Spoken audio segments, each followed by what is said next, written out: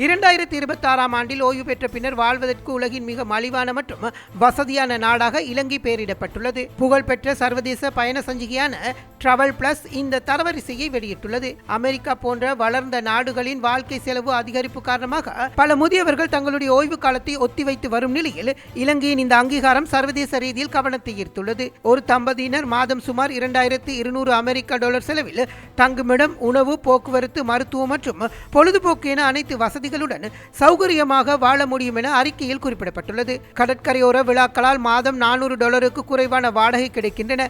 மின்சாரம் உள்ளிட்ட ஏனைய கட்டணங்கள் மிகவும் குறைவு.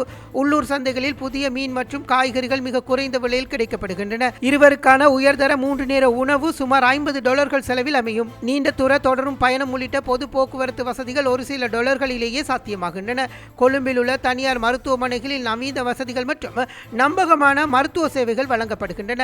அத்துடன் ஏனைய ஆசிய நாடுகளுடன் ஒப்பிடுகையில் இலங்கையில் ஓய்வு கால விசா பெறுவது மிகவும் எளிதானது மற்றும் மலிவானது என சுட்டிக்காட்டப்பட்டுள்ளது. இலங்கையை தொடர்ந்து வியட்நாம், தாய்லாந்து, பாலி மற்றும் மலேசியா ஆகிய நாடுகளில் 2026ஆம் ஆண்டிற்கான மலிவான ஓய்வு கால இடங்கள் பட்டியலில் இடம் பிடித்துள்ளன. வாழ்க்கை செலவு அதிகரிப்பதனால் கவலை அடைந்துள்ள சர்வதேச முதியவர்களுக்கு தரம் குறைந்த வாழ்க்கை முறையை தெரிவு செய்யாமல் குறைந்த செலவில் நிறைவான வாழ்க்கையை வாழ இலங்கை சிறந்த இடமாக பரிந்துரைக்கப்பட்டுள்ளது.